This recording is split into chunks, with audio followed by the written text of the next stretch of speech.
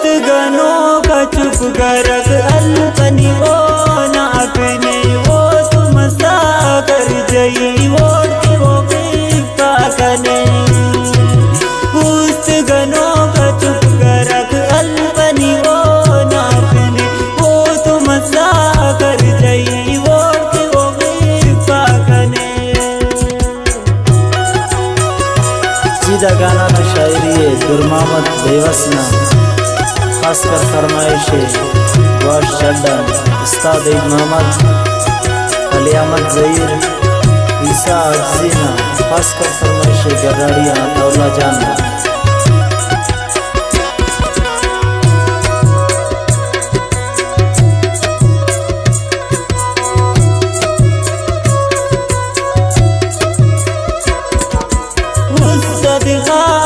इतना कदर तितो इतना दासई ने वापरा दौर ससा कोई ना